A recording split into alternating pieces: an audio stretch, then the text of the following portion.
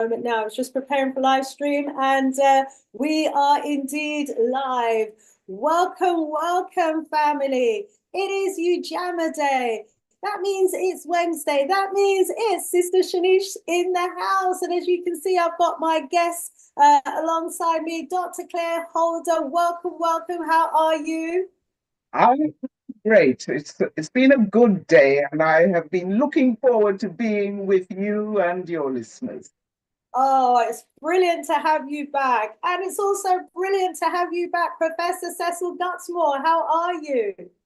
I'm well, thank you. Good to be with you and your millions of viewers.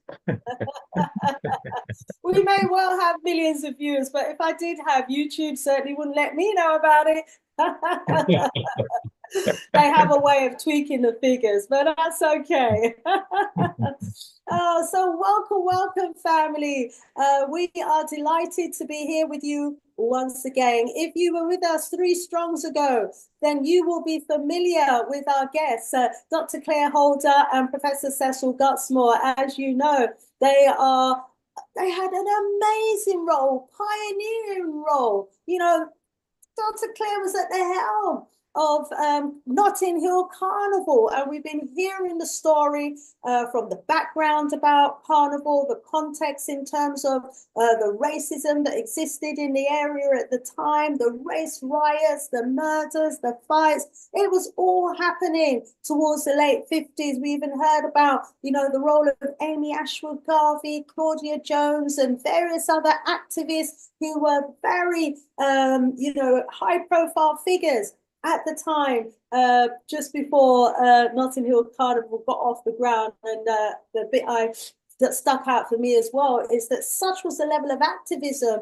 amongst us as the people at that time. You know, we commanded the audience of presidents, none other than Michael Manley from Jamaica even came and attended one of the meetings that we had organized. And I was thinking, Michael's father, Norman.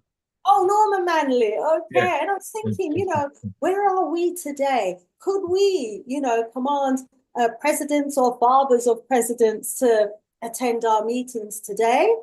So wow. Our ancestors really have shown us what we need to do as a people in order to be heard, to be taken seriously, and to address the issues that are impacting on us. So where are we at the moment, family, in all of this? Where are we? That's one of the questions I'd like us to think about.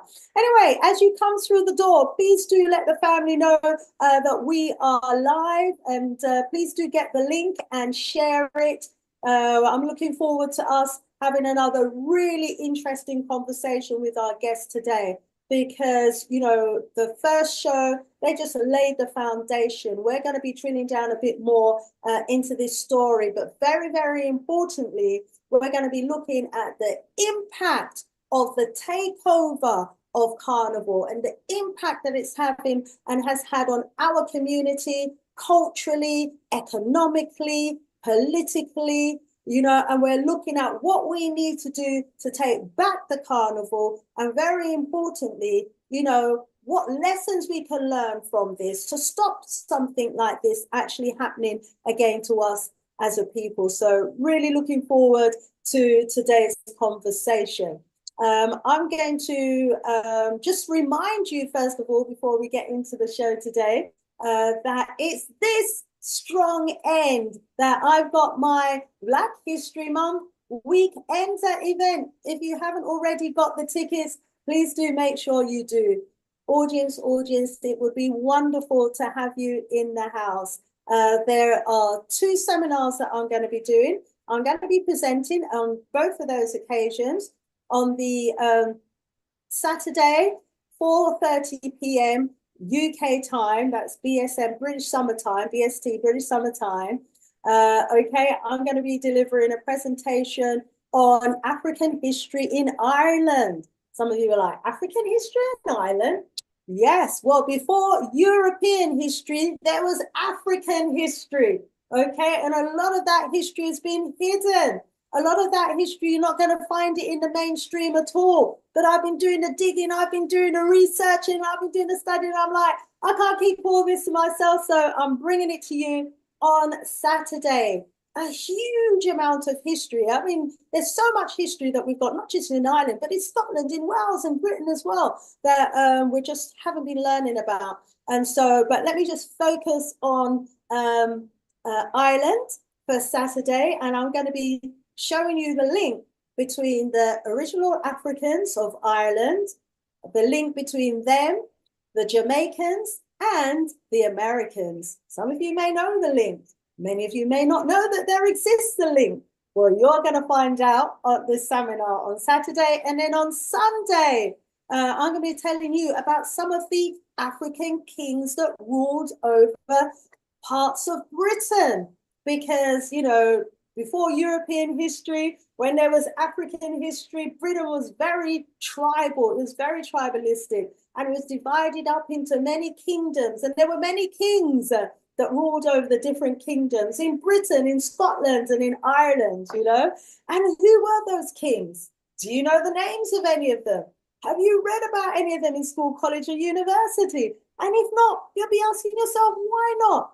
Anyway, I've been doing some reading, and I've got some amazing stories to share with you and your young people. So I certainly hope you book. It's £10 for both of them. That's two for the price of one. You pay £10 once, and you can attend both seminar events. And Dr. Claire and Professor, it'd be wonderful to have you both in the house as well if you can make it to the seminar events. It would be wonderful. I'd love to share, you know, some of my research with you all, and then you can help to critique it and tell me where I need to brush up. You say, boy, if you're going to come with that, you know, you have to bring this, you have to bring that. Well, may I bring it? So I got to try anyway. So yes, family. And there's a lot more people doing the research as well now and coming out with this evidence. So these are new days. It's a new day for information. This is the information age. And so, yeah, I'll be dropping a link in the chat as well. So please do join us. Okay, I can see some messages. Absolutely fantastic. So that means some of our family are already coming through the door. This is exciting stuff. So as I post, are there messages about the carnival matter? Oh, okay. Let's see what they're messaging about. Let me go onto my phone. Family, let me know as well. We're in a house that you are watching us from. And also, yeah, drop your messages, okay? Did you watch the first part? Did you watch part one to the carnival? If so, you know, what are the key questions that you may still have? Because we didn't get a chance to do the Q&A last time. I think there were probably lots of questions that you had, but you know, we ran out of time. And so let us have your questions now, and then let me turn down my phone, and then we can take some of your questions as well. All righty. So I'm just looking in the chat. Let's take a look and see who we've got in the house. Rise up, rise up. So we've got Sister Karen in the house saying greetings, B1, that's Black First, Queens and Kings. Rise up, Sister Karen. Where are you in the world? We've got Kwame Aboje in the house saying, Hotep, Sister Shanice, Baba Cecil, Mama Claire, Sister Amma is rising up. Everybody in the house as well. Brother Kwame, always great to have you in the house as well. We've got Sheriff S in the house saying, big up, Dr. Shanice. Doctor, you know, we get new name. Big up, well deserved. Thank you. I think I gave you your name, Professor, didn't I, as well, Cecil? Yeah, so, and it's stuck and well-deserved too, isn't it? Big up, Dr. Shanice. And my old lecturer, Cecil Gutsmore, he's now Professor Cecil Gutsmore.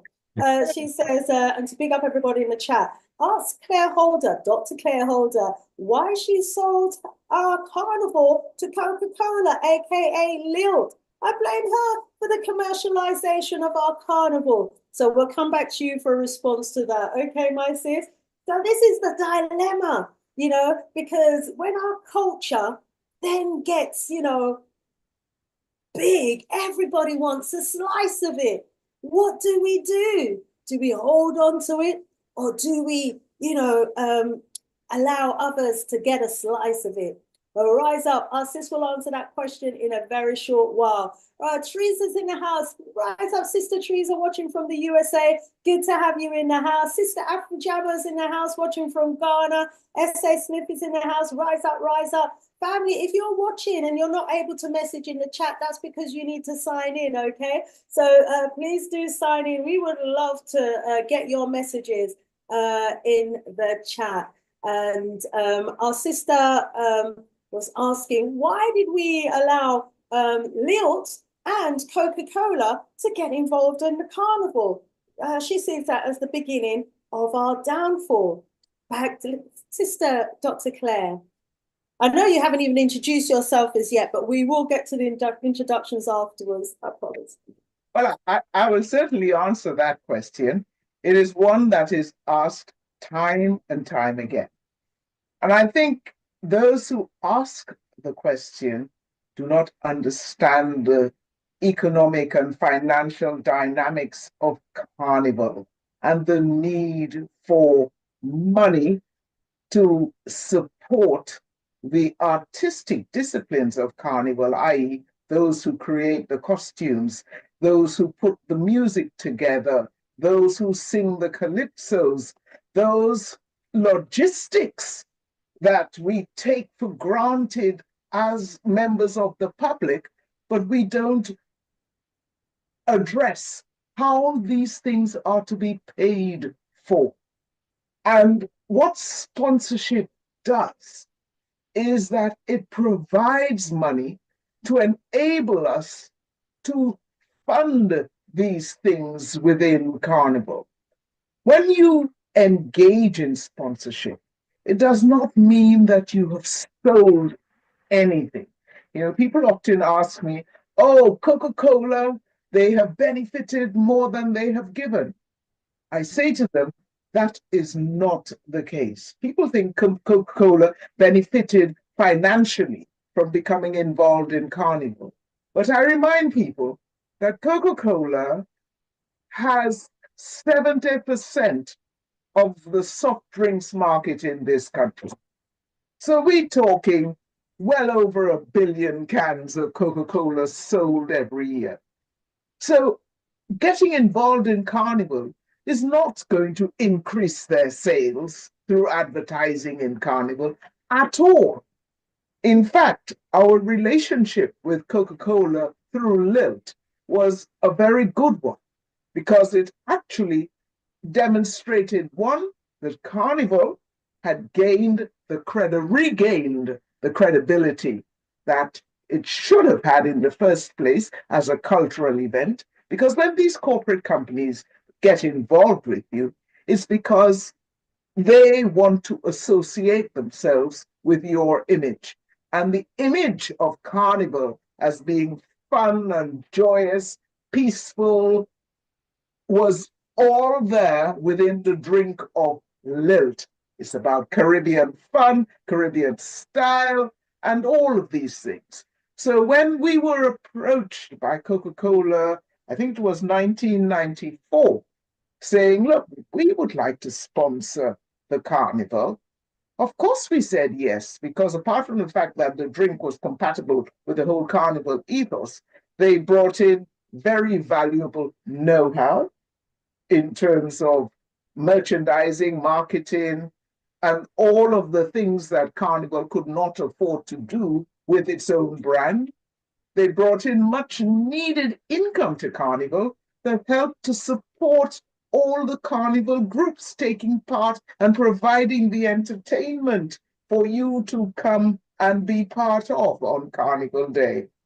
And most of all, they brought that wider publicity to the value and the benefit of Carnival and its role within British society and its potential, its economic potential that had eluded us thus far, because you must remember just 40 years ago, in 76, well, it's 50 years now, Carnival was labeled as nothing but a riot that takes place in Notting Hill, and not to be touched by any corporate company.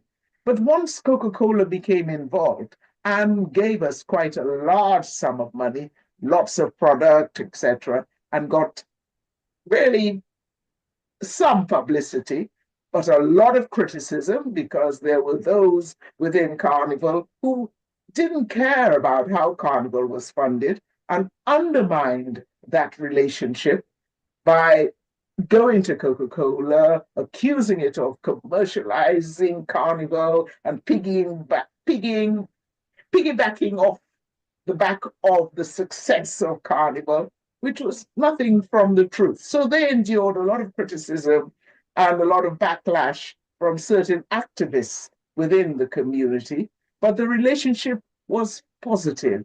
And they brought us to the attention of the corporate world, because once their period of sponsorship finished, other big companies followed. Companies like Virgin Atlantic followed. Companies like Western Union followed.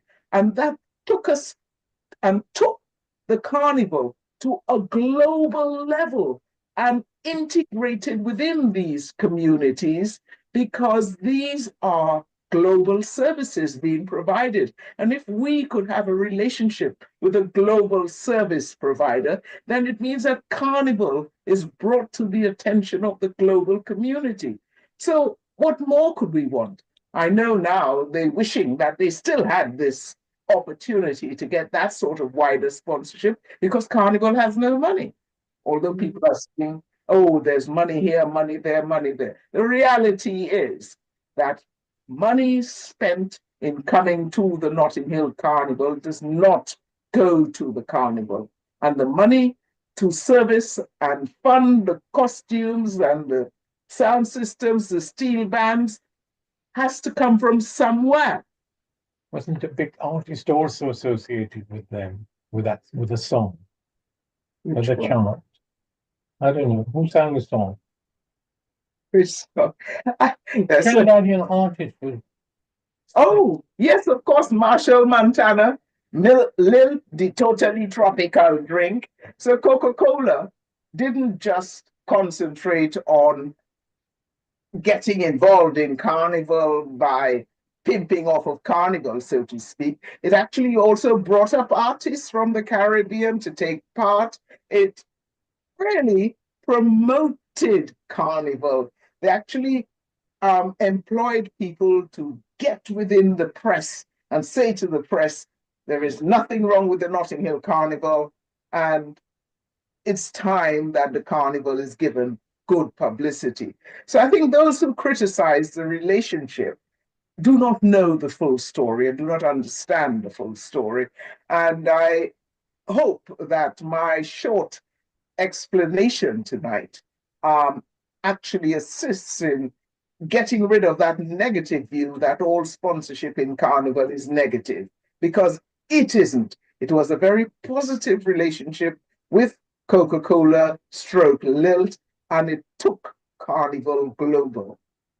Wow, rise up, rise up. Thank you, Dr. Claire. So there you've heard it. If you hadn't heard it before, there you've heard directly from Dr. Claire, what the advantages were of that relationship with Coca-Cola and Lil. It put Carnival on the map. It financed Carnival. It got Carnival the good press that it was seeking. It was a very positive relationship, and significantly, helped Carnival to get it where it was trying to get to. So yeah, what is your response? What are your thoughts now? I saw some hearts going up just as you were talking there. So we had, someone or a few people in the chat that were agreeing with what you were saying there in terms of the benefits. And if we didn't go with a commercial sponsor like Coca-Cola, who would you suggest finances Carnival? How would you suggest that it is financed? So let's get some of your thoughts and opinions. Maybe some of you have got some good ideas or some good contacts, because Carnival still needs financing today. From the last session, we was hearing that there isn't a budget as such, for those who are doing the costumes and the sound systems and all of the things that need financing. in Carnival. So how is that supposed to be financed if we don't get commercial sponsors? Let's hear your thoughts and opinions on that, please, family, as well. Thank you so much. We'll go back to the chat in a little while, but before we do, let's ask both our guests to introduce themselves to you, our wonderful audience. Should we start with Professor Gutsmore then? So we can give Claire a little rest. Okay. It will be clear to our audience that my name is Cecil Gutsmore. I'm African Jamaican, lived in the UK since 1961, with the exception of 11 years when I was back in Jamaica. I've been a community worker here, community activist, educator, including teaching at university, both here and in the Caribbean. And essentially that's me, fully committed to our people and to understanding and passing on African history and culture. Welcome, welcome, Professor Gutsmore. Also, please do let our audience know where they can find you at 10 a.m. British summertime. If they wanted to listen to you, this, I tell you, when it comes to history, when it comes to critiquing, politics and what's going on across the continent, almost any conversation that we have, Professor Gutsmore is able to talk on it. He's extremely well-read, family, and we learned so much from the professor every Monday. Please tell them where they can also, sit at your feet and learn on a Monday. Okay. That's clear. Okay. Oh no, I'm asking you. Tell them where they can find you on a Monday. No, from officially 10, but usually about 10:30 until 1. Our excellent brother Kwame Malongo, and myself, I'm really his guest, so it's his show. Sit in and exchange ideas and information with the Galaxy Afui radio station audience worldwide, galaxy-wide. That's right. I'll find the link and I'll post it in the chat, family. And so whether you're working, whether you're traveling, you can have the earphone in your ear and you can be listening to Professor Cecil Gutsmore alongside Brother Kwame. And that link which you will give does work, and it's actually get a good reception. Anyway, that's what I have when I use Galaxy After whatever that little link. Xeno one, yes. So no, not the Xeno one, the direct one. It doesn't go through anything; it goes direct to the station. Oh, okay. Yes. This link goes direct to the station, so you can. On some platforms, you're able to get to the station via our website, which is www.galaxyafiwi.net. Yeah. Okay, go there and there's a link, but it doesn't work on some Android phones. I don't know why. Oh, I see. Because somebody is saying to me that it doesn't work for them, and it works wonderfully on my phone. Right. Okay. Yes. So, iPhone, haven't you? Apple, iPhone, certain phones, you can get in. But if you got an Android like mine, you can't get in via the website. So then you use the Xeno link, and everyone can get in via Xeno. So I'll send you that link in a little while in the chat. And in the meantime, let's go over to our other guest that we've got tonight. None other than Dr. Claire Holder. Welcome. Please introduce yourself. Thank you. I am Dr. Claire Holder. I come from Trinidad. Although I was born in this country, I was sent back to Trinidad when I was 9 months old to be brought up by my grandparents and to be with my other siblings.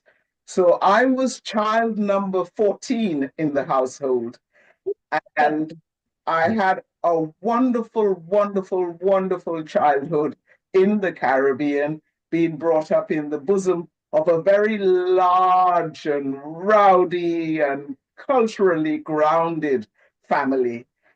I have a very famous uncle who was one of the pioneers of the steel pan, the famous Boots Davidson, who is my mother's brother. And I didn't meet him. I only heard about him. I didn't meet him until I came back to this country in the late 60s, when my mother brought us all up to England to further our education. I went to the local grammar school here in Notting Hill called the Burlington Grammar School for Ladies. And it was quite an elite school whereby there were three, when I went there were three black girls out of 500 girls. So you can imagine how almost exclusive it was. But as the school became comprehensive, it had to take children from the local catchment area, which was Notting Hill. So more and more Black children were given the opportunity to go to that school and be really quite well educated. Then after school, I studied law and I became a barrister in the 70s, 1978. After studying law, I decided I didn't know enough about international politics, local community politics. And although I had been working in Notting Hill through the church, and I was on many local committees by then, I still felt that I didn't know enough. And so I was lucky enough to get a grant to study peace studies at the University of Bradford. I was part of that very first cohort in 1978 to study peace and how to bring about peace in different parts of the world, negotiating treaties and doing all the things that I really welcomed, conflict resolution, and just generally learning why and how the various wars that are going on started. It was good.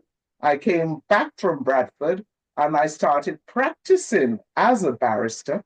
I was lucky enough to get chambers with a pupillage in the chambers of the then Attorney General, who was Sam Silkin. And I had quite a prominent pupil mistress. Her name was Anne Malilieu. And there were other notable politicians who went on to become serious politicians, like Michael Howard and others, who were in those chambers and who I had the great opportunity to work with. These were all fine barristers from whom I learned a great deal. When I finished Didn't you have something to do with Sherry Blair during your Sherry Blair and I, we were in college together, and I found her to be a wonderful human being. She was one of the few young white barristers who actually spoke to Black barristers. She was very warm, very welcoming, and I've lost touch with her, but all positive memories. I never met Tony at that time, but that was it. And as well, some would say. Indeed, the current head of the Commonwealth Secretariat, Patricia Scotland, she was a classmate as well. And I think most of the Black barristers or the Black students actually were foreign Black students who had been sent by their governments here to study law and who went back to their respective countries and did great things. One even became the president of one country and another.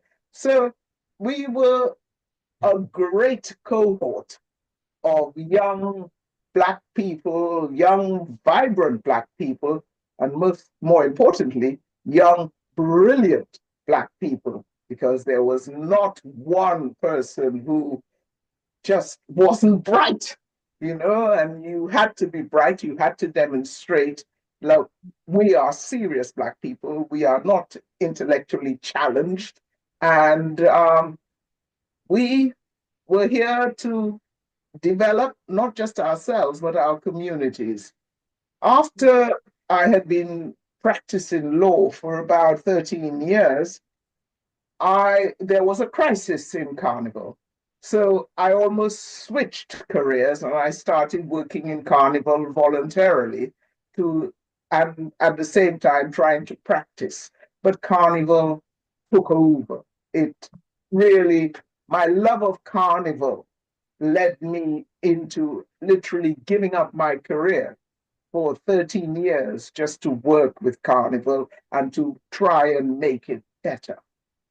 I currently now work as a senior Crown prosecutor for the Crown Prosecution Service. I am doing criminal law.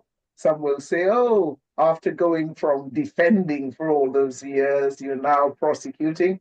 But believe me, it is a wonderful learning opportunity because I now know and I now feel as though I know a lot about the laws of this land and I can speak eloquently about legal matters.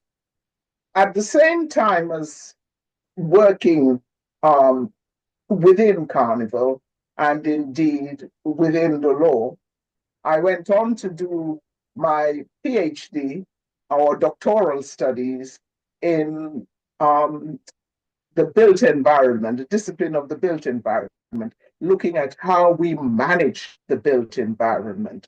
And I used Carnival as a case study because Carnival had taught me and taught us and this society so much through the practices of coordinating and bringing stakeholders together.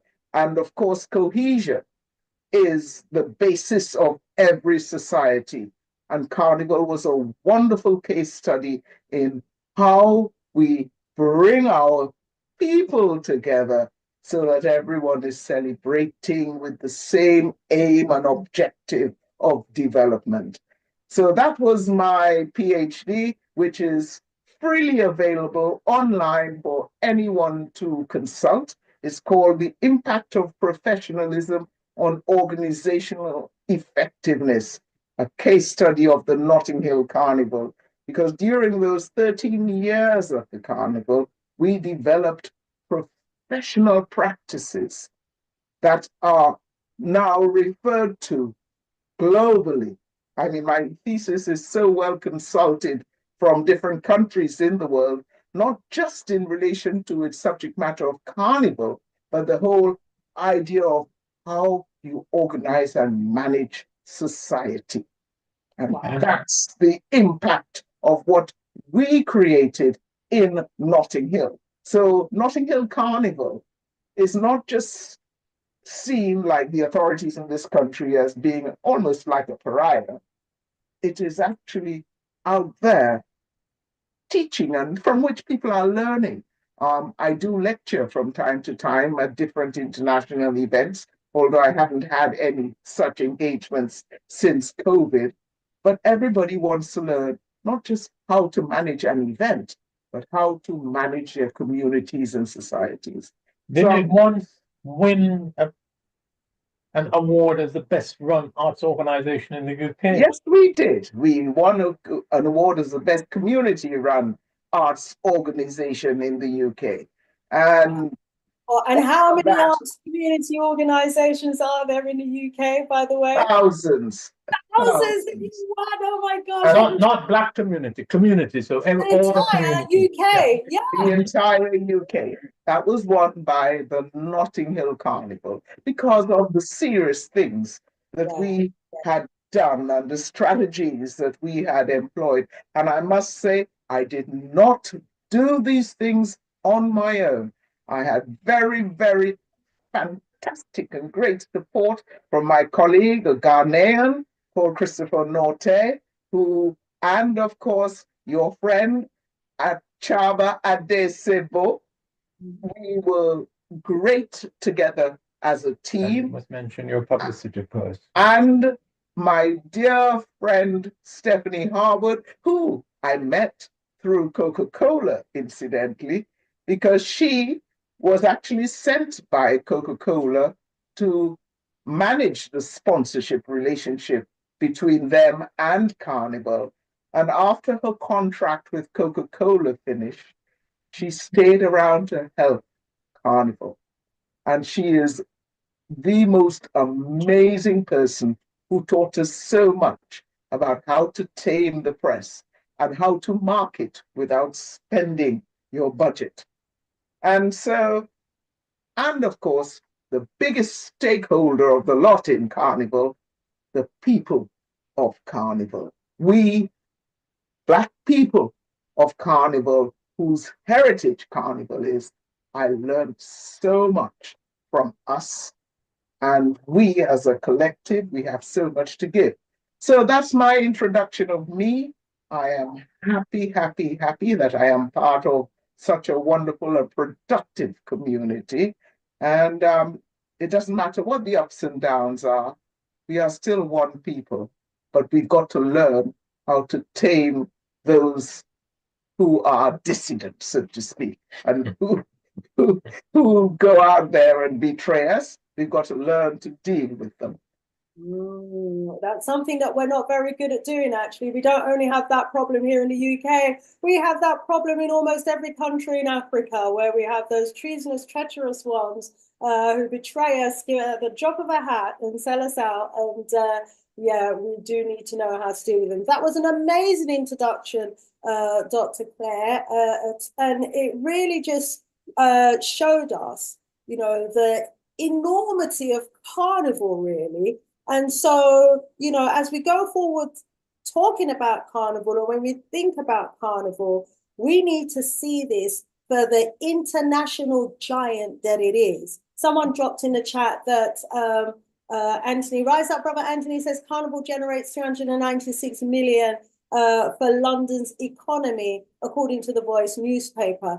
That's right, for the economy. Yeah, so that's the hotel industry, the catering industry, the airline industry. What we've got to think about as well, and that's probably another show on its own, is how we can capitalize on that 396 million. Why are we not providing, you know, specific cultural events, carnival-linked cultural holiday events, so that everybody around the world wants to get a ticket for our carnival, pre-cultural entertainment, the carnival itself, and post-carnival, even more carnival entertainment. You know, there's so much that we could tack on to Carnival because it's already got the international appeal. So, you know, it's going to market itself.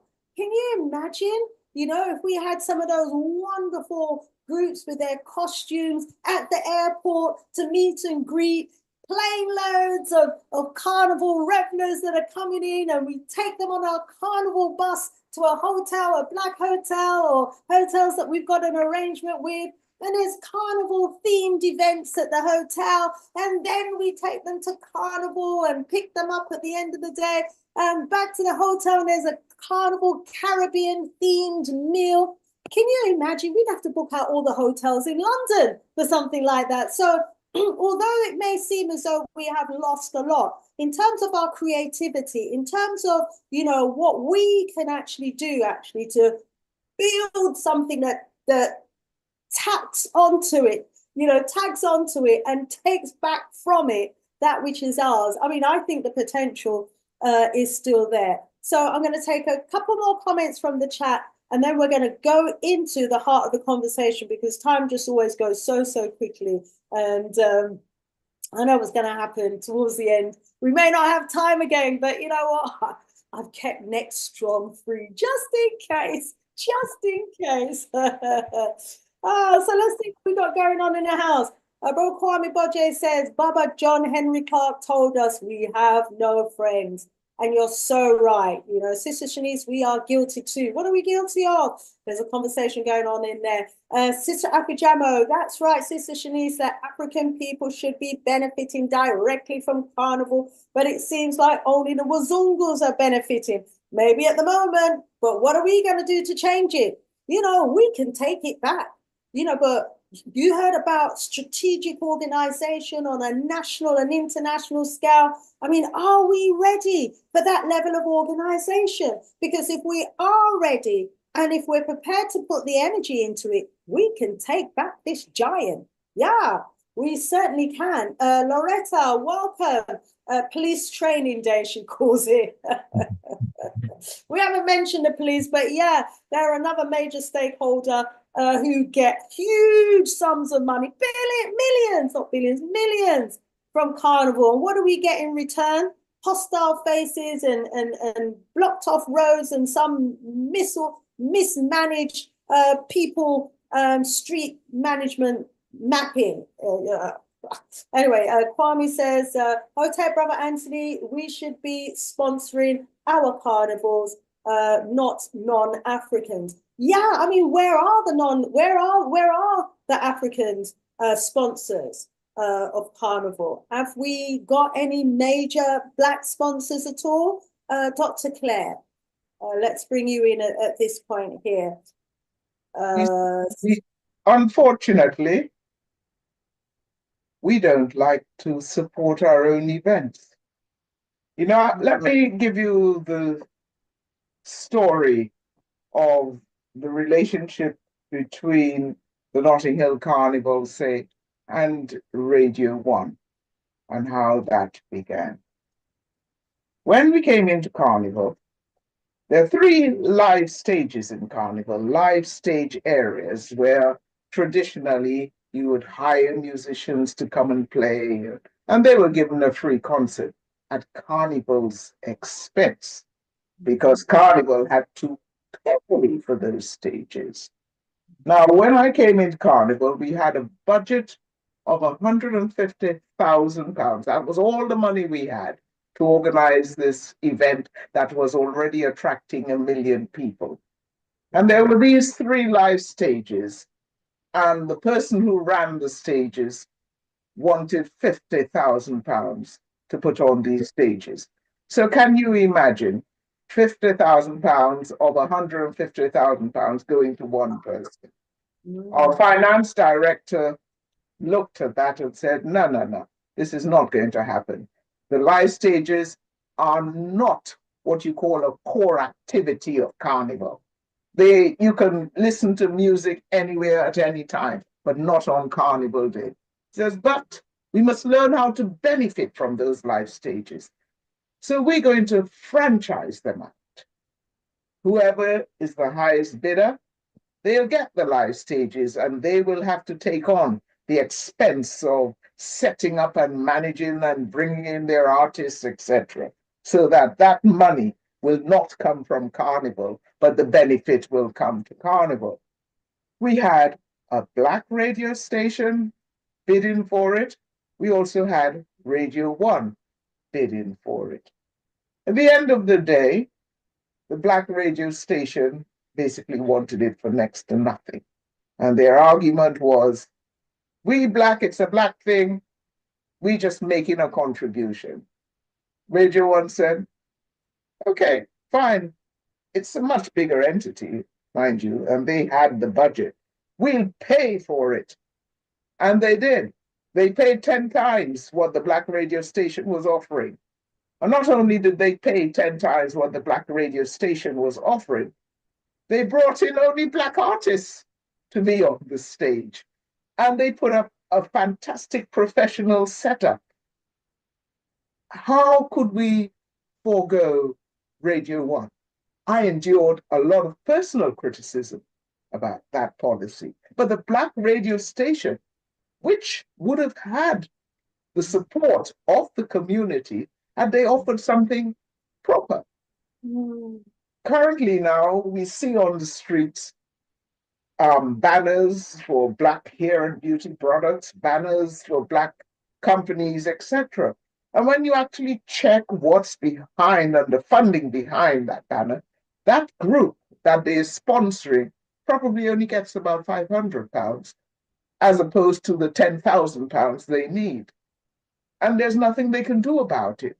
So marketing and sponsorship and the generation of a carnival economy has to be strategically considered, not just based on the loyalty of Black industry making an input, but the wider global industries making an input into supporting an event that we as a community will benefit from.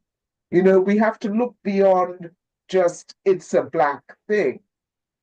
The economy in this country is not Black, and there is nothing wrong in getting support to create our economy. which is what, you reach out there to get, not just, you can't just rely on your community. Because as well, yes, I gave the example of the Black radio station and Radio One. But generally, as Black people in this country, I must make allowance to the fact that a lot of us and a lot of our companies can't afford to sponsor because they're cash strapped. People are, so to speak, trying a thing. And, they set up these businesses on a shoestring budget and they can't extend towards supporting events in Carnival. So I don't want to be overcritical about these companies and misrepresent why they are not supporting the Carnival. But there is a general problem. We don't have the money slushing around our community, and those within our community who have the money prefer not to invest. Unfortunately, that's what I have found. Well, I've put on enough events to know that we do struggle to get the support of our community to support other community initiatives at any level. And it's not as if I don't think we don't have the businesses and the millionaires in our community. We do have the millionaires. Look at all the footballers, for example. And they look, some of them get like $1 million a week. They got money slushing around and they don't know what they got. We've got, if the commitment was there, I think we certainly do have the money within our community. The big problem is that our community, I think, don't invest in our own community to the extent that they should. I mean, we should have a football club in every community in the name of every Black footballer that there is. Black footballers, professional Black footballers, should be falling over themselves to set up a football club in our community. Every one of our, multi-millionaire rappers should have a supermarket in their name, be creating jobs and opportunities for our people. But, where are these people in our community?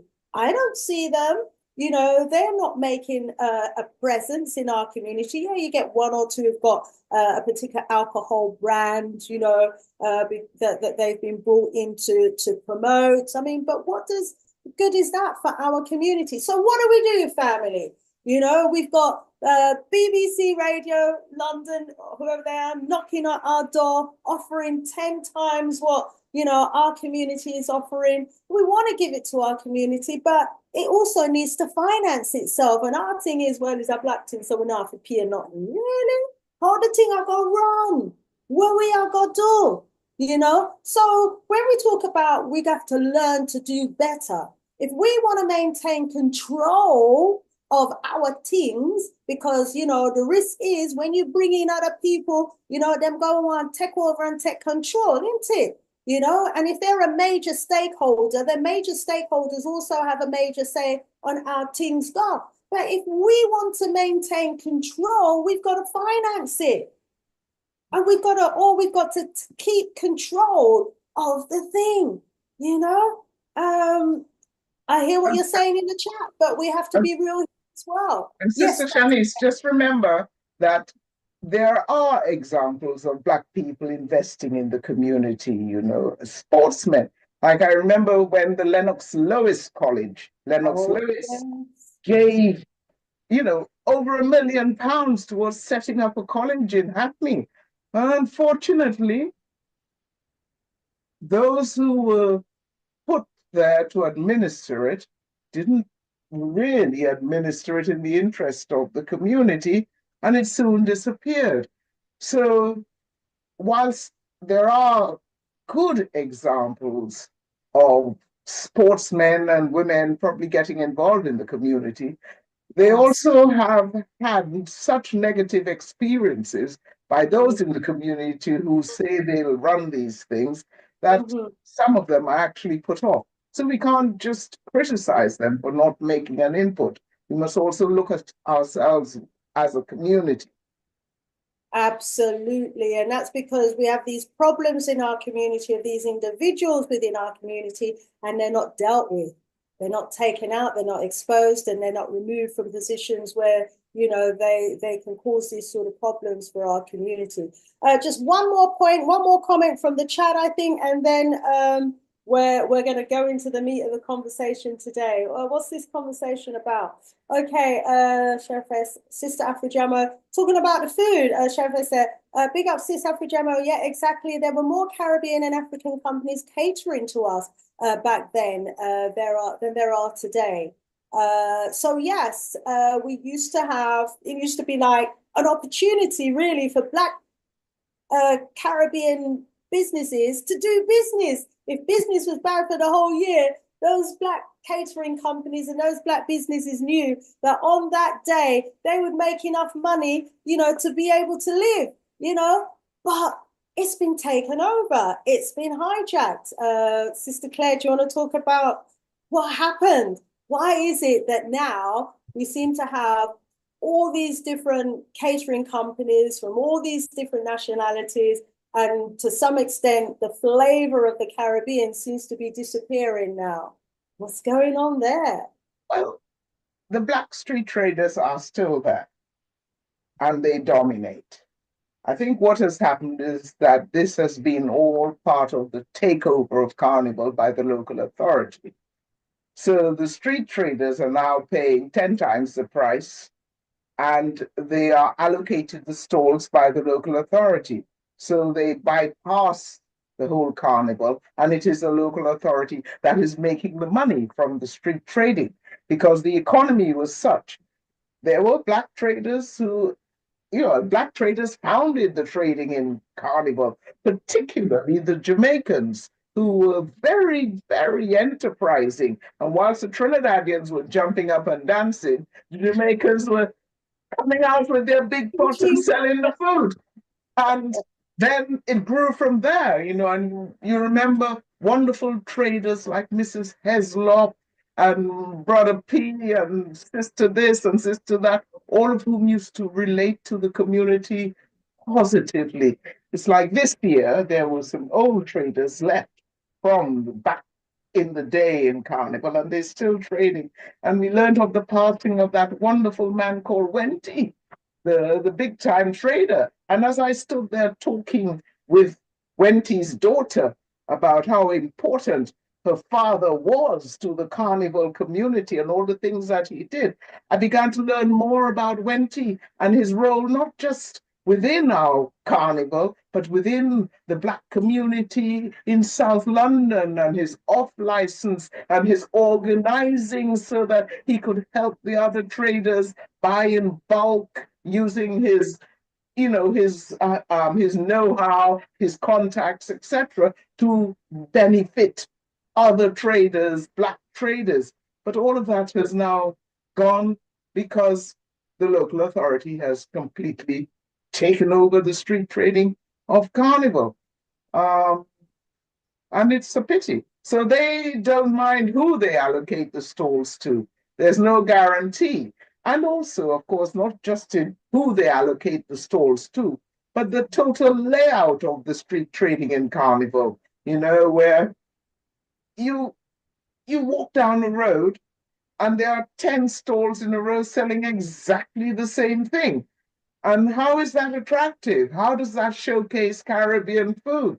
Back in the day, you knew that you had a stall from, say, St. Lucia selling this, that, and next to them would be a stall from Jamaica selling what is traditional Jamaican, and you mix it up so that the whole of the Caribbean could be showcased, and everyone stood a better chance of making some money. And it's all gone, unfortunately, and I put it down to the lack of effective management by those that came after us, and it has gone downhill. And now I think we'll never get the street trading back in Carnival. We'll never be able to make Say any. never. Never say never. If we organize ourselves and start putting pressure on that local authority, I think, we ought to be able to get that back. It should never have been theirs in the first place. But let's go into the meat of the conversation now, because, we do need to have the conversation. We do need to get onto the conversation about what we've lost and, how we might be able to get it back, what we would have to do to be able to claim back Carnival. So I think, you know, 3 strongs ago, we'll come back to the questions in the chat. Thanks for your comments. Please do, yeah, continue your comments. But I think last time you were here, I think we got to the point where we were talking about the takeover, or what happened in terms of you being pushed out of the office, because we'd heard about the incredible work that you was doing now to get back the credibility of the management of Carnival. It was being recognized internationally. You know, your committee was being called upon, you know, to give advice to other arts events, how to manage things. It was doing phenomenally well. And one day, I think you turned up at the office and they were changing the lock Yes, on yes. the door. Yes, let me lead from there and I'll talk about that story. In actual fact, I had been at the office all day working because it was May and we were putting plans in place. May 2002. And we were preparing for 2 events. We were participating in the Queen's Golden Jubilee, and we also had Carnival 2002 to organize. So I've been in the office all day. And I knew there was tension within the office because a couple of the directors were really quite openly hostile to me and had been for several weeks. But I ignored them because you get that sort of backbiting and stupidness, and I put it all down to jealousy. But that evening, I got home and I was at home sitting, and I got a telephone call from a young man called Randolph Grimes, who happened to be passing the Carnival office at the time on the bus. He was sitting on the bus, and he said to me, "Well, what's the police doing at the Carnival office?" And he said, "All the lights are on, and I could see 3 of your directors in there. Can you come quick, see what is happening?" So luckily, I live less than a mile from the office. So I got a lift there from my brother. And when I arrived, I looked in the window and I saw 3 of the trustees who were building this hostility towards me. And they were inside of the office with a locksmith, changing the locks. And the police, one senior officer on one side, a senior Sergeant Tyrrell, his name was, Sergeant Tyrrell, and another of his officers on my left, one on my right, one on my left, and then a van load of police officers across the road, and telling me I cannot go into the Carnival office. And so I was standing there asking why, what's happened? "Oh, we've been given orders that you are not allowed to go into the Carnival office, but we can't tell you why. We've just been given these orders." Strange, you know, what orders? Who gave these orders? And then I could see the activities going on because the Carnival office had a sort of shop window, a very large shop window. And then they switched the lights off and came out, and the locksmith changed the lock on the shutter. And Ansel Wong simply came up to me and handed me a letter and said, "We are here to protect the assets of the trust. She's not allowed to go into the office." Another director came out, this one, Ashton Moore, and actually took the locksmith with him, said, "Come on, I'll give you a lift home." So he went to his car. And Ansel Wong and Debbie Gardner just kept repeating, "You're not allowed to go into the office." And that was it. And they all. You were the chief executive at this time. I was the chief executive, yes. Okay. And well, by that time I was not the chair, but the chief executive, because I had relinquished the chairmanship to become the chief executive, because as chairman, I had been as chairman for 8 years, and it meant that I could not be paid for doing a full-time job. So when we got the Coca-Cola sponsorship, that was the only time Carnival could afford to pay me for doing a full-time job. And so after 8 years of, I was then paid, but I had to resign the chairmanship, and the chairmanship was given over to other members of the board, and I was employed to be the chief executive. And that is what happened that night. But what the three trustees, Ansel Wong, Debbie Gardner, and Ashton Moore, didn't realize was that they hadn't changed the lock on the back door. And the finance director, who was also a university lecturer, would often go late to the carnival office, lock himself in, and literally work half until, God knows, small hours of the morning. So he used his key to enter the office through the back door and found everything strange. You know, the door to his office locked, locks changed, but at least he was able to enter the building and phoned me at home and asked me what was going on. So when I realized he was in the office now, I was able to go back to the office and call on the other directors who didn't know what was going on, what had gone on. And so they ordered security to come and be in the office overnight. And we stayed in the office until the next day. Then that morning, the secretary came to the office as usual for 9 o'clock and said that she'd heard on the radio that I had resigned.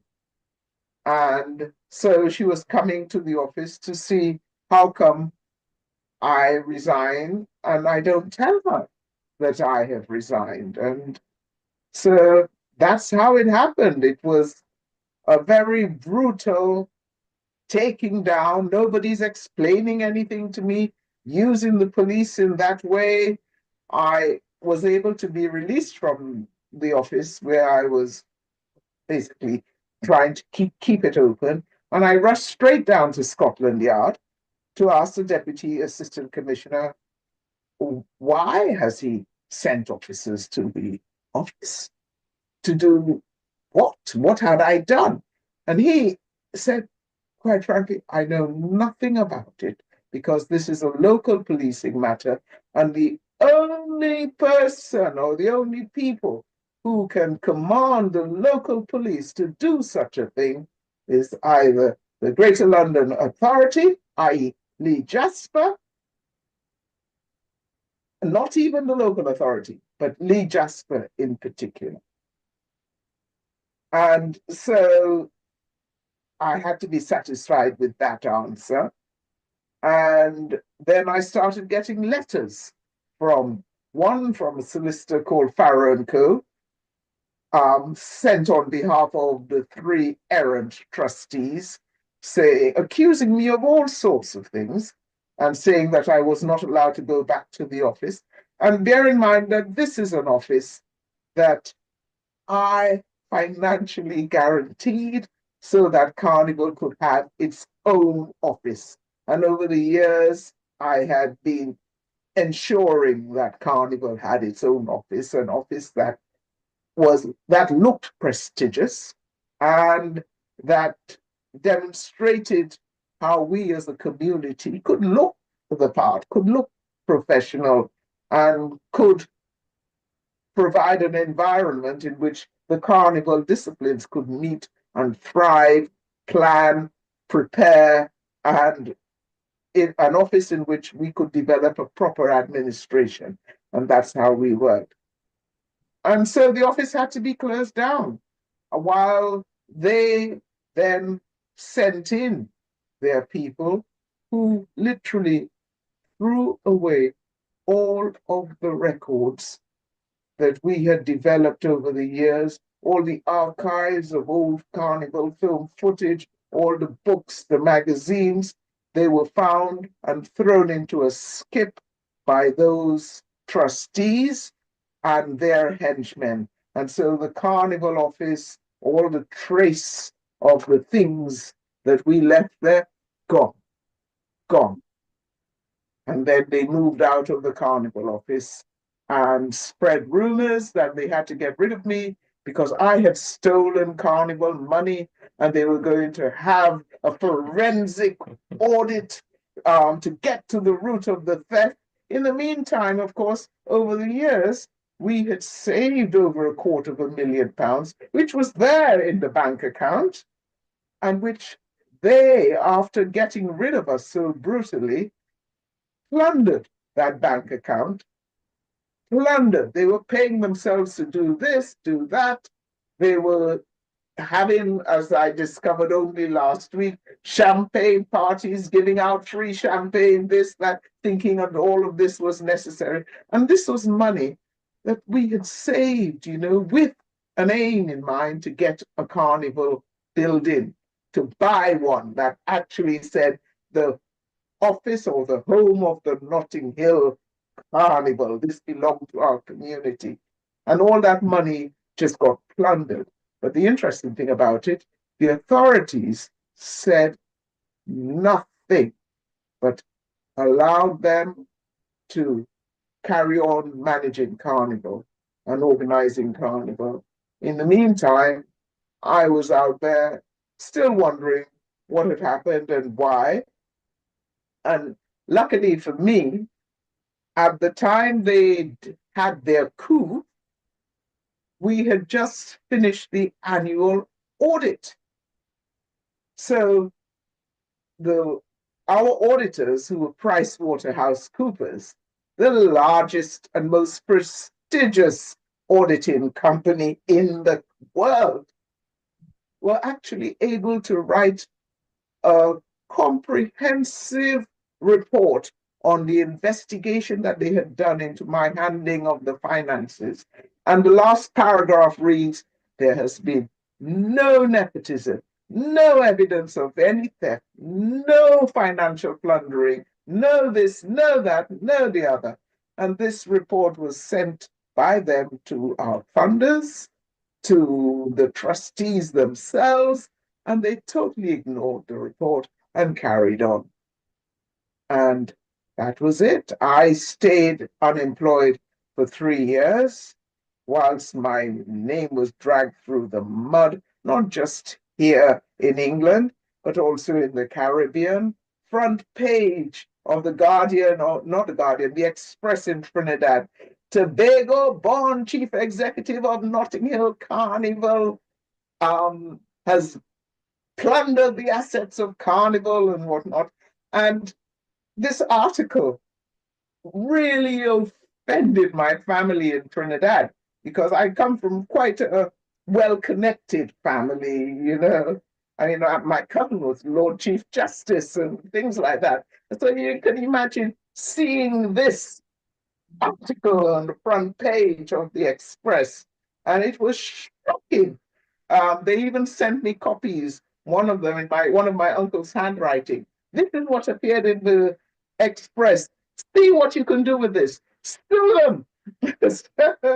I ended up suing the trustees because in those 3 years, they actually withheld my wages. I had no wages. I was unemployed. I had to sign on. And even when I signed on, somebody wrote to the Department of Work and Pensions saying that I had stolen Carnival's money and I've got it hidden. So they even stopped my dole for 6 weeks whilst they carried on this investigation. They also tried to match up your legal career. They tried to match up my legal career, writing to the Bar Council saying that I was a thief. They did so much nastiness. It beggars belief that we as Black people, I felt crucified. And I was powerless and speechless. I couldn't say anything. I was so stunned by what had happened because none of it was true. And how come the bacchanal, as we like to engage in our community, how come that bacchanal was able to go and spread like that and take hold? Everybody thinking I'm a thief, everybody thinking that my family had done nothing but stolen from Carnival, which couldn't be further from the truth. And it was only years afterwards that people started coming back to me. Since you've gone, we haven't had this. Since you've gone, we haven't had that. Since There you've was gone. a calypso by that. Yes, there's a calypso. A calypsonian made up a calypso. Since Claire gone, we have no money. Since Claire gone, I can't even buy a cup of tea. Since Claire gone, because of all the things that I used to do to help build up the carnival disciplines, like ensuring they got sponsorship, ensuring they got appearance fees to assist them with the costs of coming on the road and things like that. All these things that I knew were priorities for them, and make sure that I went out there and worked on their behalf to get them financed. And then all of that was stopped while those trustees plundered the bank account of Carnival. Tell the listeners about your successful law case. In the end, anyway, I took them to court. Yeah. And in 2005, in fact, that was when the case was heard. I see, after 3 years, the case was heard in the Chancery Division of the High Court. And I won. The judge found absolutely no fault. And the lead trustee, a fellow called Ansel Wong, who really made the maneuvers, the judge asked him, well, why? Why did you do this? Why did you kill the goose that laid the golden egg? That was the judge's own phrase. And he simply said, we were led to believe. And the judge said, well, you were the trustees. Who could lead you to believe? Right. He'd rather not say. And that's. People are finding this unbelievable. And the Jamaica Drunko, welcome, good to have you in the house. He said, were these people black? Because I don't think he can believe that it was black They were people. all black. All black. Wow. And, they carried on with their careers. They carried on, spreading rumors. And now, Ansel Wong pays me a backhanded compliment. I saw in a magazine the other day, he was being interviewed, and he said, nobody understands professionalism and administration like Claire Holder. Well, yes, that is my trademark. I am a very good organizer. I didn't just wake up and think I know about Carnival. I actually went and trained and got myself a second profession as a chartered secretary, just to be able to service Carnival and make sure we demonstrate Black excellence. As well as 6 MA. He knows my story better than me. And yes, I did do 6 master's degrees. Wow. Just to be able to learn more about and equip me to handle Carnival and make Carnival superb. So every single one related to some aspect of Carnival. I did one. I hate adding up. Yes, I got a prize for a very good master's degree in finance and administration. And I got through. To me, it became mind over matter. I had the goal. I wanted to make Carnival better. I wanted to be known for making a useful contribution.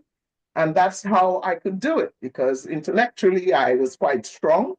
And I didn't have a family at home I had to run home to.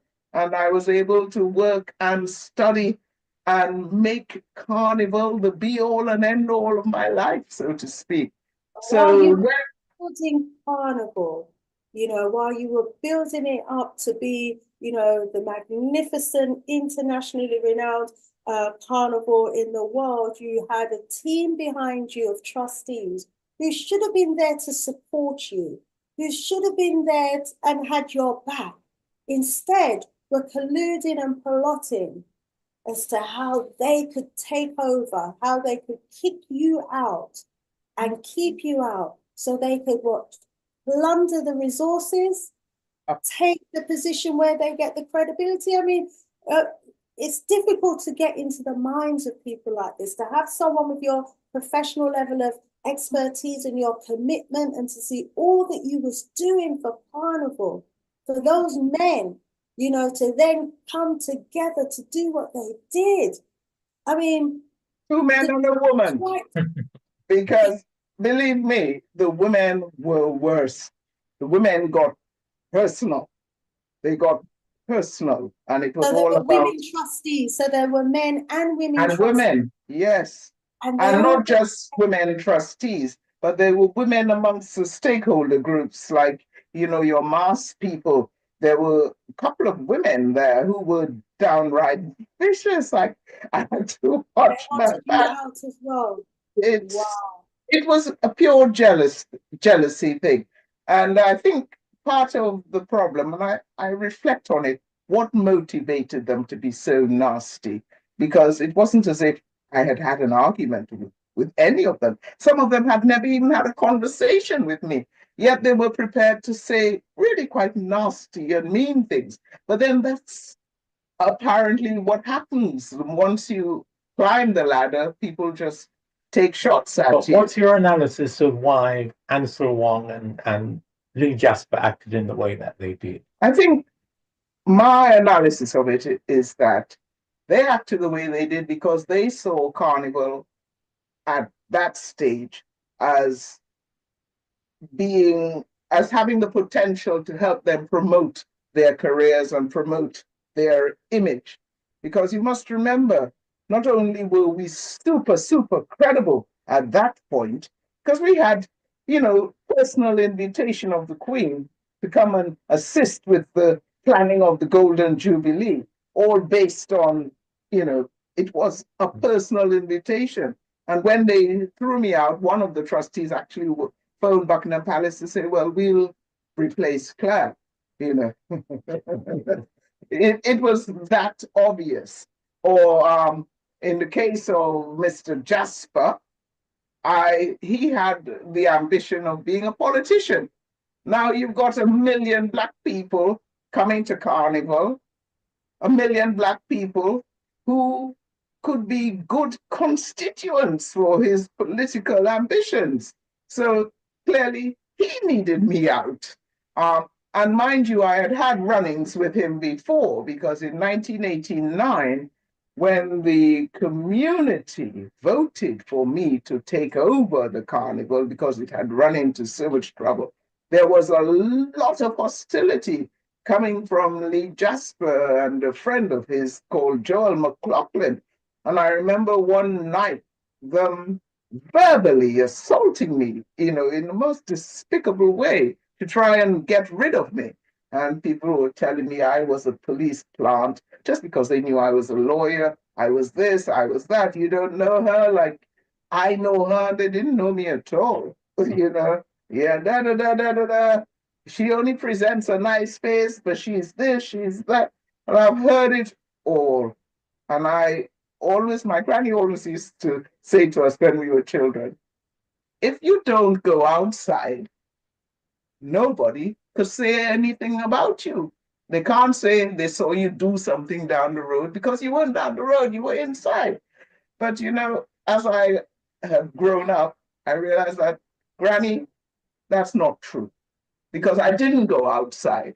They came into Carnival to beat me up. So it doesn't matter whether you engage or not. If people do not like you, they don't like you. But what I really, I think what hurt me the most was they have an argument with me. They don't like me, but don't destroy Carnival just because you don't like Claire Holder. Claire Holder can be replaced, but what you've done to Carnival, what you have done to Carnival is unforgivable. Because they got rid of me. The first thing they did, they didn't know how to handle the administration, so they gave over the rights to the street trading to the local authority. And that's how the local authority got it. There you have it, family. If you want to know how it is, So and how it is that the local authority ended up with the responsibility of deciding what the fees were going to be to the street traders, what the positioning was going to be. They handed all of that over, not realizing the economic golden egg that they were handing over to the local authority because they couldn't manage it. You know, and from that story, I can see, Dr. Claire, that the carnival became very political because I remember when the GLC, Lee Jasper, they wanted to put carnival in Hyde Park. And we as a community had to rise up against it. I remember them wanting to take over Carnival and put it in the park, for heaven's sake. And we was like, no, you know, that'll take away the whole essence of what Carnival is all about. Lee Jasper at that time probably wanted Carnival, didn't he, in his department. I think he might have been culture, to do with culture and arts. And was a personal advisor.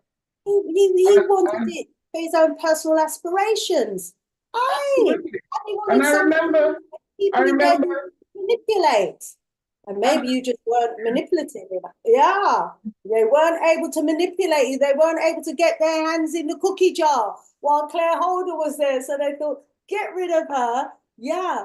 And they could stick their hands in a cookie jar, have their champagne party, spend all the money, not have to account to anybody, keep the local authorities sweet, give them responsibility for managing and earning. I mean, how much income does a local authority now get just from the street traders alone? I mean, roughly, how much is it per stall on average?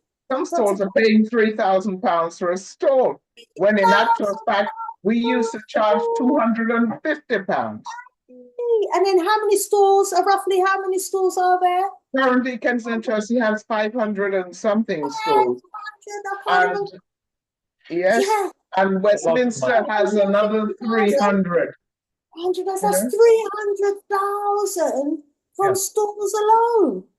Over £250,000 income they handed over to the local authority because they didn't have the expertise. They couldn't be bothered to go and learn and study like you did to get the skills that was needed in order to manage it. And they had obviously no good intention for the wider community around this. It was all their own personal, selfish aspiration. I mean, that's what I'm feeling about this. What's been said in our community here.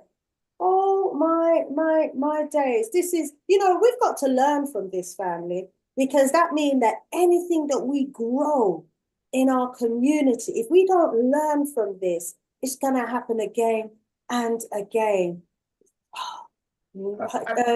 Also, it's important to add that everything I say can be corroborated with the court papers, in which there were countless affidavits, and indeed the solicitor they got to try and bring me down, Farrer and Co., those solicitors dumped them in the end. The local authority dumped them in the end because they could not sustain the lie. The local authority said, thank you very much, we've got the carnival now, you go and swim, basically. And when the judge gave the judgment, it was another year before I was able to get my money. And in order to get my money, I had to actually send in the bailiffs to them because they didn't see why they should pay me or compensate me for what they had done. But the judge made it quite clear in his judgment that I am awarding her this sum of money, and it must not come from Carnival funds. It must come from your funds because you did what you did without reason. And they just didn't bother to pay. They didn't bother to pay. I took them back to court. They didn't. They said, okay, judge told them they had to pay. Okay, another 6 months has gone by. They haven't made any moves. Okay, I took them back to court again, and I was representing myself. And they didn't pay. And in the end, a judge actually showed me how to get a process server and employ a company to collect the debt for me. And I ended up having to send the bailiffs in. And then they had to pay. Well, I'm glad they had.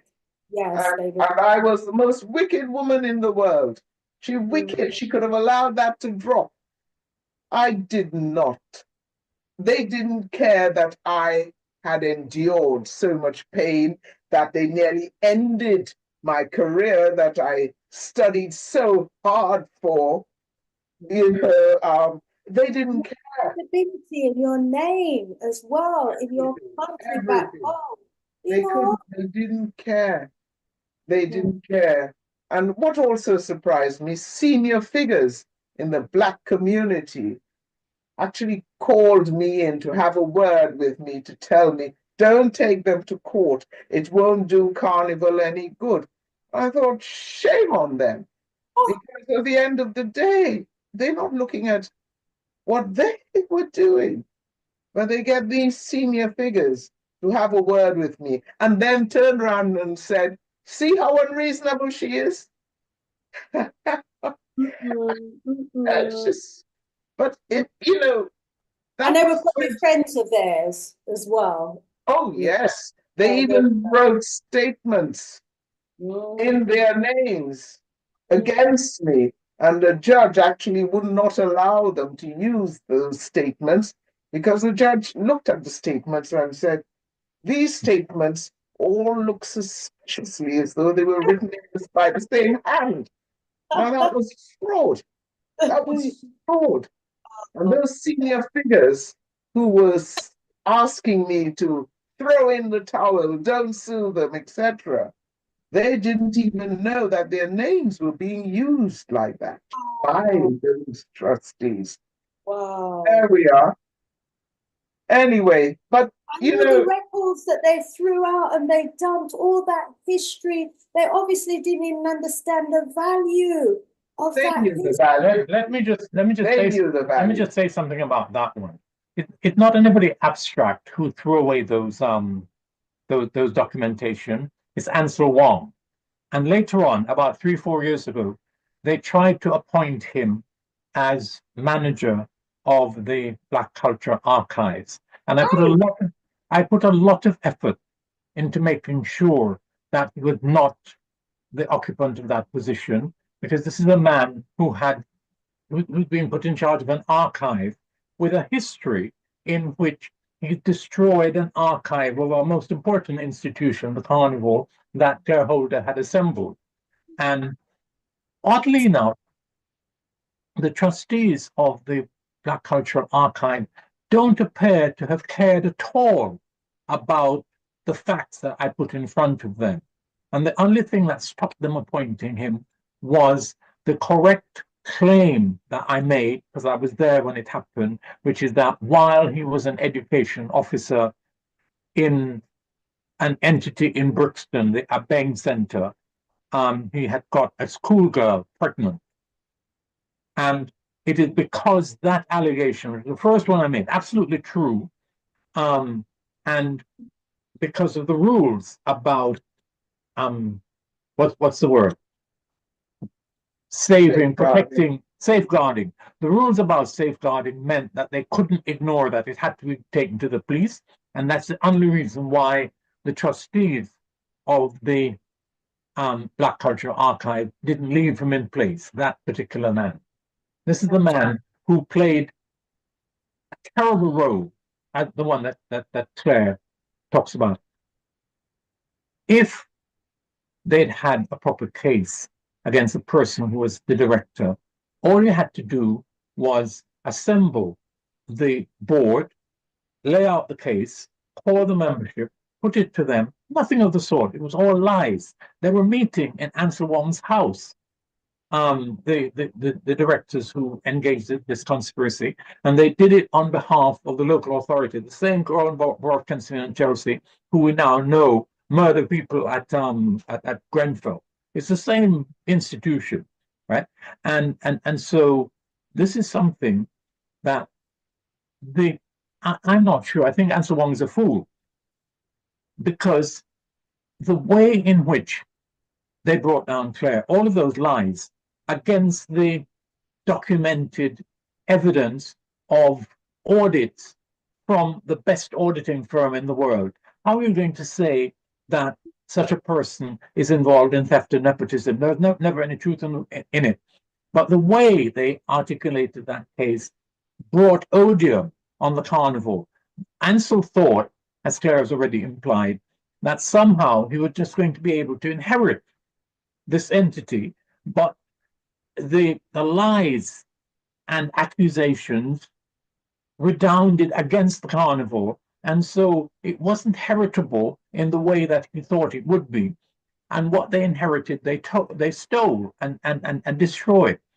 Ansel got, as I understand it, if I'm wrong about this, you can sue me, he got 10,000, him personally, out of the money left in the accounts by Claire intending to buy the carnival building for a supposed finance plan, which amounted to just adding noughts onto what Chris Naughty had written. It was a completely idiotic, but he got £10,000 for that. And the squanderation that they engaged in after that, including leaving the carnival office and going to occupy a desk in the office of a firm that half belonged to the person who they then appointed as chair, Chris Mallard, right? Some terrible, awful things happened. And 20 years later, something along identical lines has happened in the carnival, with the way in which it has been handed by that same criminal local authority to an entity called Carnival Village Trust, itself extremely dubious, and maybe we should spend some time talking about that. Yes, so we got to the point where Ansel Wong had taken over with his cronies, totally mismanaged it, emptied out the account, were having champagne parties, handing over bits of the role of carnival to the local authority. And then, yes, what happened after that? We've got you've taken us to the place now where the local authorities somehow seem to have been in a position where they could decide who manages and who runs carnival. So what happened in between? Okay. What happened in between was that there was the carnival entity that Ansel Wong led that destroyed the carnival in 2002, 2003, never really properly recovered from what it had done. All they did effectively was squander the money, then get into trouble, and they were eventually replaced. And there have been 5 or 6 subsequent carnival committees. Who replaced them? Who well, they get a grant from the local authority. They get other grants, including from the from the Arts Council and that entity that the Greater London Authority, GLA, and others. So there's money coming in. A lot of that money doesn't actually go directly to them. For example, there's a gigantic grant that's to do with stewarding. It never actually, it's in the carnival budget, but it never goes into the hands of the carnival committee.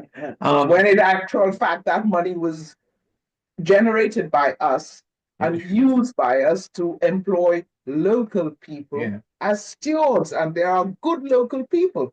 Now that money, which has been increased substantially and is paid for by the GLA, goes to a firm that has nothing to do with carnival, and that doesn't even want to employ one local person to be a steward in carnival. Wow. They did all of it. So we're looking at now the franchising of bits of carnival. So, the management of the store, that's like been franchised to the local authority. The stewarding has been franchised to a private company. At one time, the management of Carnival was franchised to a company called London Street Events, which was led by a police officer who was the sergeant in Carnival, who supported Ansel and them to carry on the coup. So that's how ridiculous it became. London Street Events. So importantly, there had been the succession of carnival management entities none of which had been up to the job. There came a time in about 2015, 2016, when increasing numbers of people in our community understood that all was not well. We, PSCF, actually had a meeting in Brixton about Notting Hill Carnival, where Notting Hill Carnival people came to talk about what was happening. People were worried about safety issues, people were worried about policing, people were worried about management issues, etc., etc. And then, as things got worse in 2016, I was in charge of a process, initiated a process that led to something called ROC, Reclaim Our Carnival. There was a gigantic public meeting in the Carnival Village building. The tabernacle. The tabernacle. Hundreds of people there. Very clear that we had to rescue the carnival from the mess that it was in. Part of the mess was an invention by the local authority, because the committee that was running the carnival, even though it wasn't running it well, the case that the council had against it was completely empty.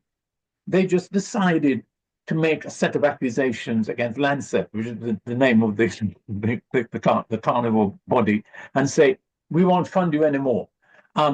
Lancet actually looked at what their case against it, and there was no substance. It's just that they didn't have any money to sue the council for telling lies on them. Those were the circumstances in which Reclaim Our Carnival was formed.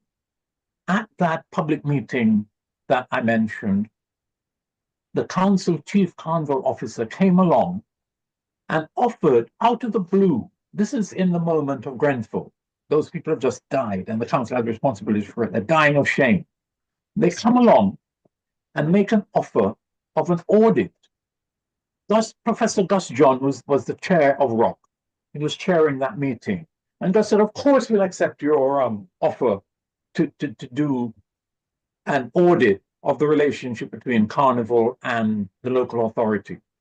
What they had in mind, and they wrote terms of reference which reflected this, what they had in mind was an audit of their view of what the relationship had been. When the terms of reference came, I rewrote them. Gus helped to rewrite them. And we had terms of reference for an audit, which the council was committed to paying for, into the reality, the truth of the relationship between the carnival and the council.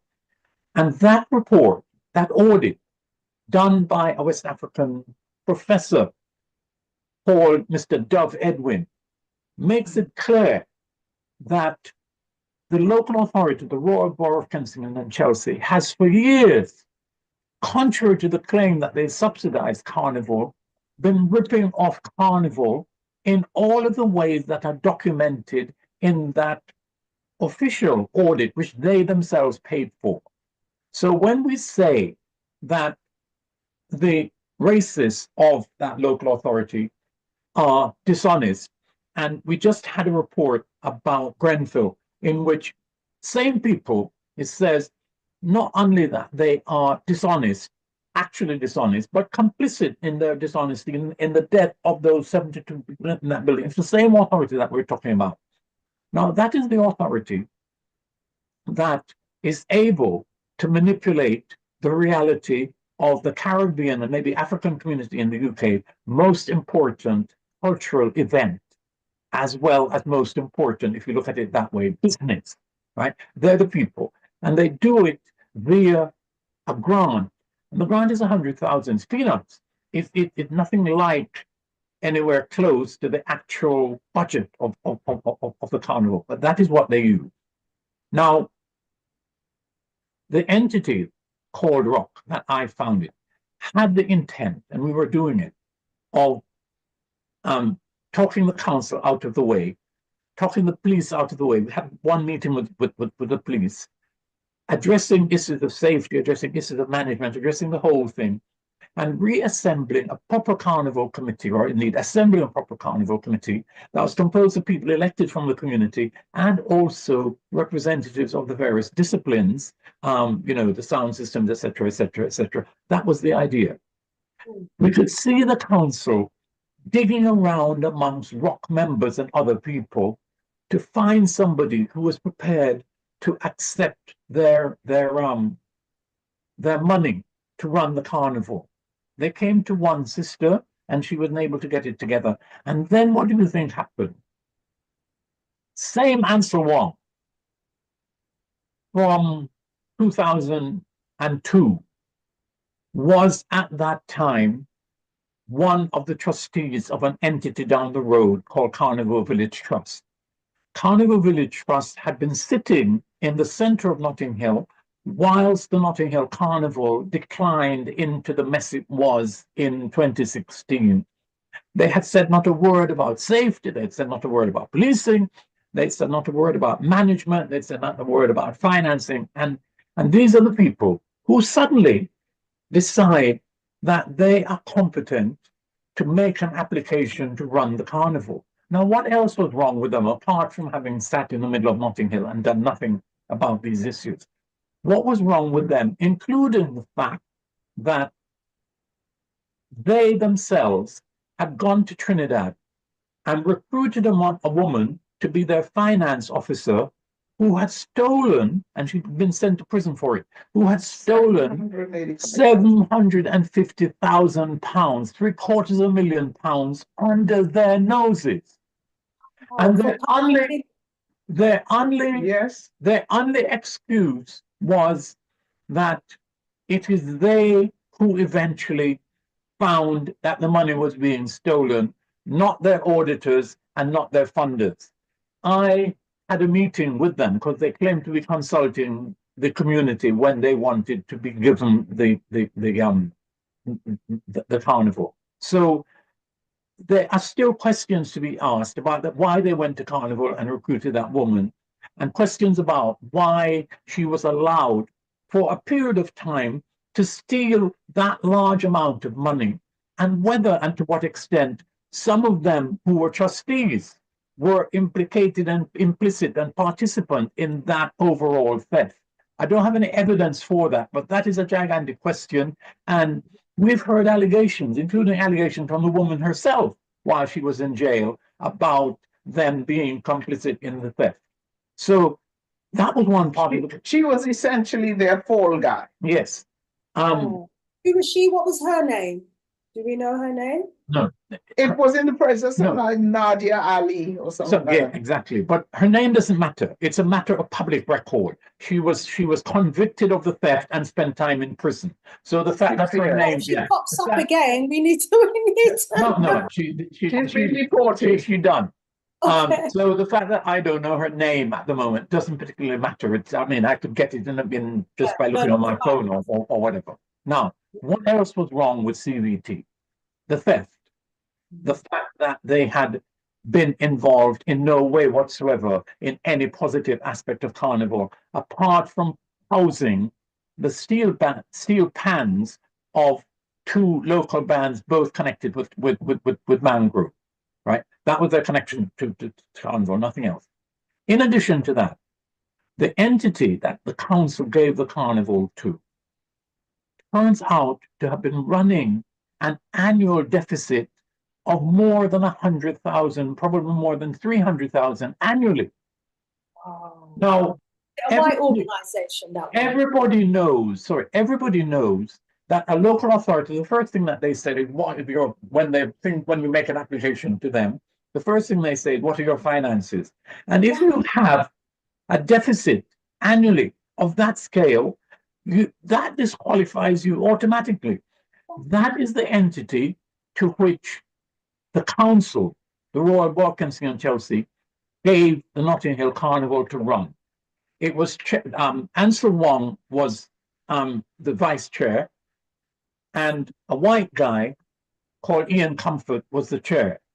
I think he's a lawyer. I think quite a distinguished fellow, but I cannot see any. He's an ex-council officer, and I cannot see any case for giving Carnival over to an entity with no record, with criminal connections, with dishonesty connections, run by council officers. So effectively, it's a sub-body informally, but actually, formally it's an independent entity. Informally, it's a sub-body of the local authority. So the carnival has been given by the Royal Board of Kensington Chelsea to itself to run. And just like the police, the TMOs. The police are presently saying that the carnival is badly run. If that is true, and it is, it means that the Royal Board of Kensington and Chelsea and its appointed agents are running the carnival badly, and that is true. But it also means, if the Commissioner of Police is saying it, that the Commissioner of Police is participant and party to the mismanagement.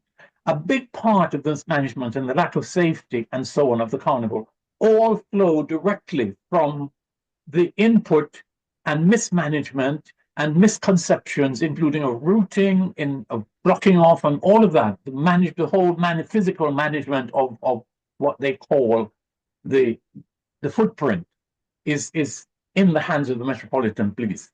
I heard in 2017 the Metropolitan Police's gold commander say that one of their big fears is that there will occur in Notting Hill something like what happened at that event in the north of England, Hillsborough, when all of those people died as a result of foolish and wicked policing.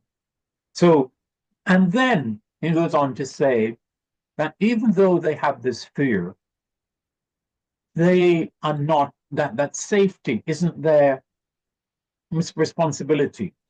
How can you be managing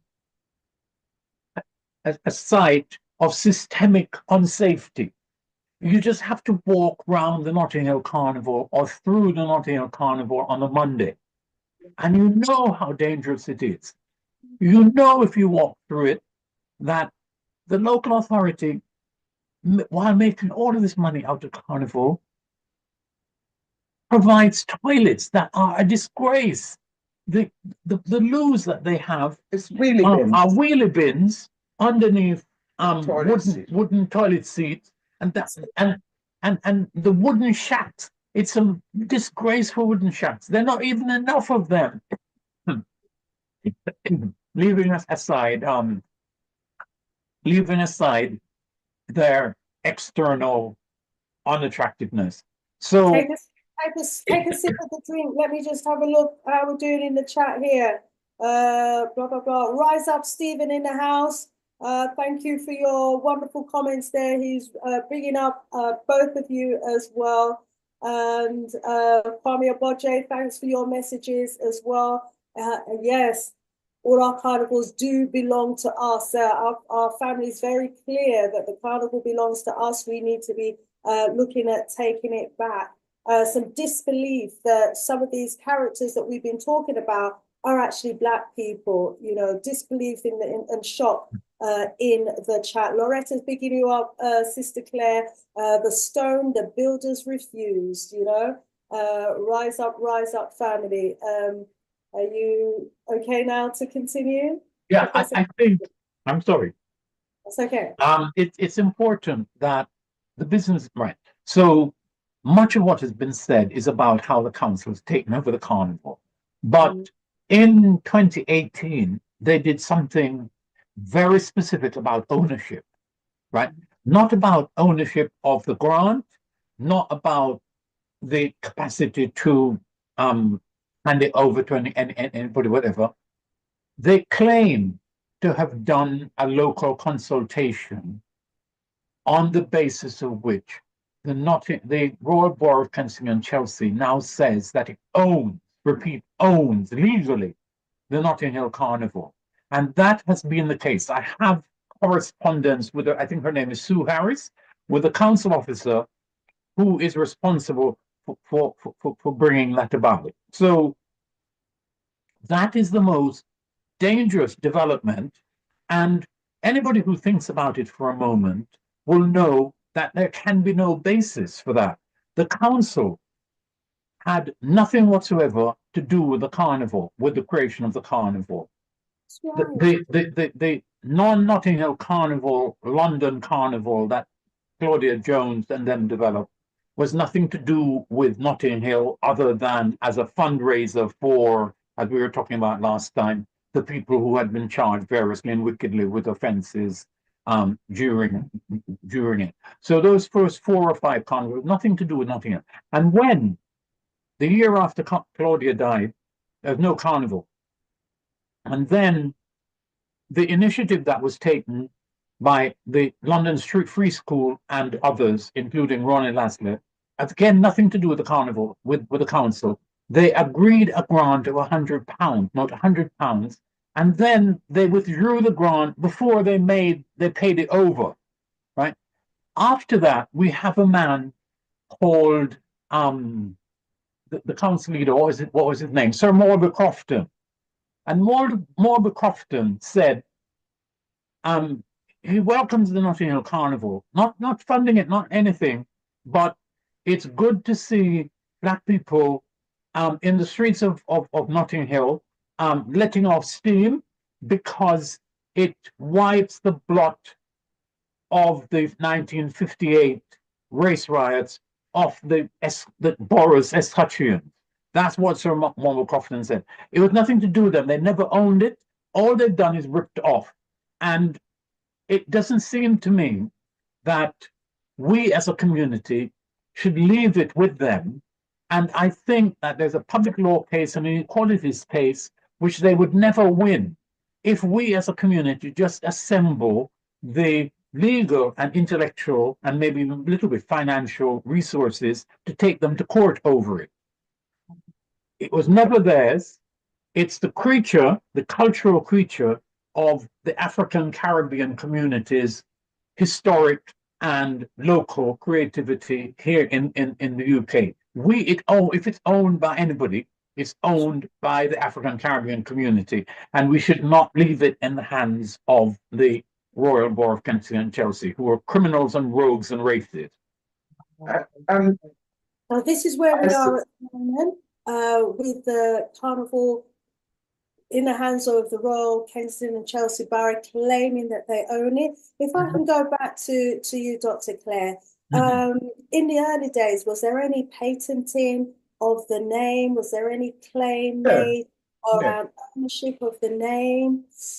Not at that time. So there isn't now, and I don't think the name should be patented. Everybody knows the carnival, the Notting Hill Carnival, is where the carnival started, so you associate it with Notting Hill. Carnival is such a generic word, and in our community, carnival represents our freedom. It represents the founding of our nations as African people with rights.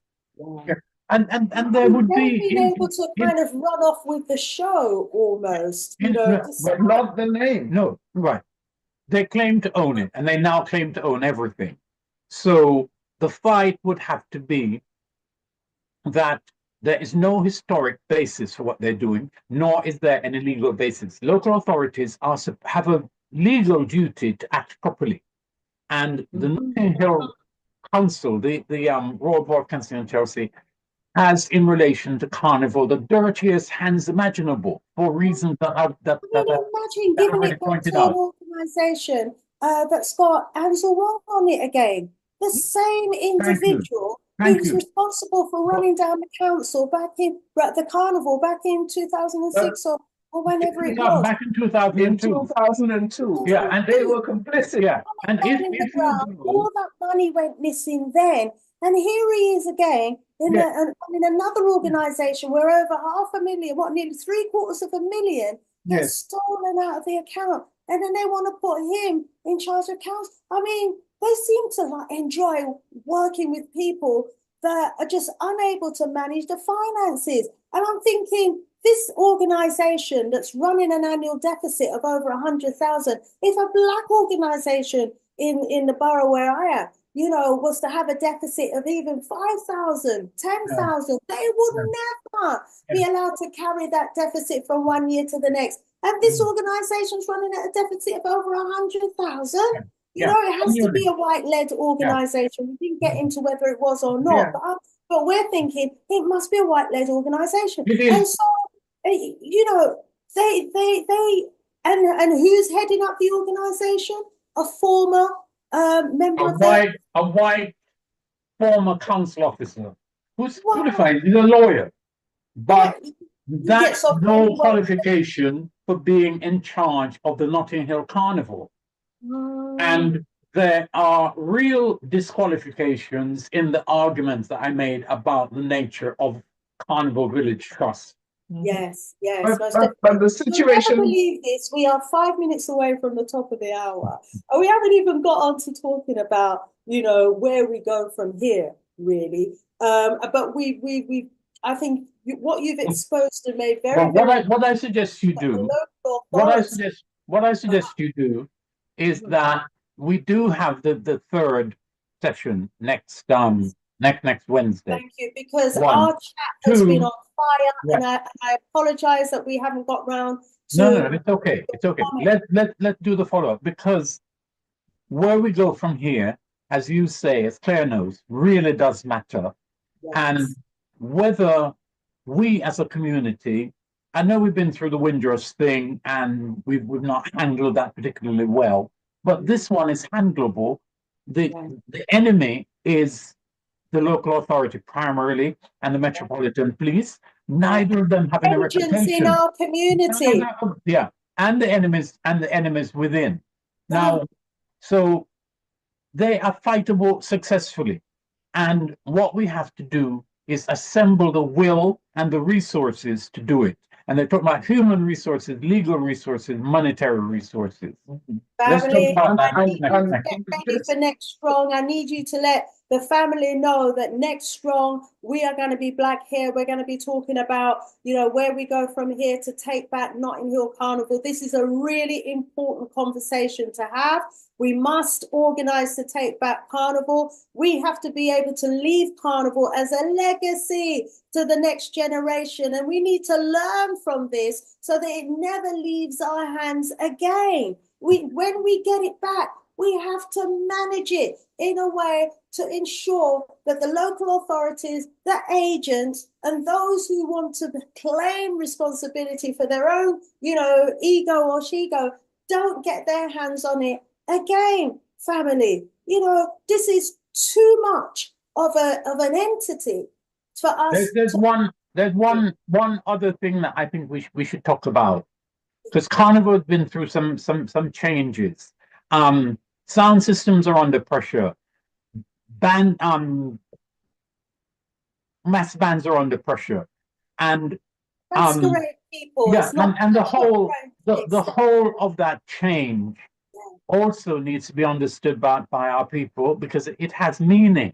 What has happened in terms of spaces available in which people can prepare their bands and so on. All of that has changed under our feet in the last 20, 30 years.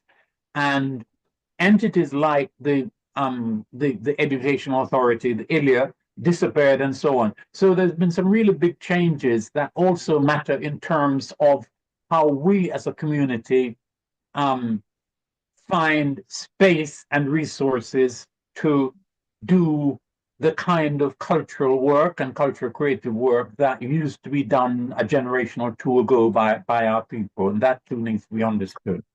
We need Ldr Ujamma and his friend back again as well. I've got a message in the chat saying that we need to team up with Sir Arthur France, who heads up Leeds Carnival. Please get in touch with him, ask him, send him the video, ask him to tune in Next Strong as well. There may well be key players around the country who, could actually assist us in getting the carnival back. We're 1 minute away from the top of the hour. I want to thank each and every one of you in our audience for staying with us throughout the night. Please do make sure you give the video a like to raise it up the algorithms, and please do share. We've got to take responsibility. So someone's in the chat saying, not all skin folk are king folk, and and we're certainly finding out that in this situation that we're in at the moment. So Next Strong, we're going to look at maybe the case that we need to build as a community to take back Carnival. And the education that's going to need to go out there with it. And we need clarity about what our role needs to be as well. But family, you know, if we don't do this for the next generation, it will be absolutely, we shouldn't be able to rest in our graves. We've got to take back Carnival. Too much blood and tears. I mean, it was literally built on the blood of our ancestors. We have to take it back, and we have to give it back, you know, to the store sellers, the masquerade people, the sound system people, the party goers, you know, and it has to be mapped, and the safety element has to come back. I am just so fearful that these people are just going to allow a tragedy to happen, you know, to justify, maybe even, they probably will never cancel it because economically it's too profitable to bring it into Hyde Park or something ridiculous like that. Dr. Claire, thank you so much for coming today. We look forward to you returning next strong. Elder Cecil, Professor Gutsmore, thank you so much as well. All being well, we'll see you next strong. To everybody in the audience, thank you so much. Please do leave your comment about this on the outside of the video as well, in the description beneath the video. That's so important. And I hope to see some of you, if not all of you, this weekend as well at my Black History Month weekend.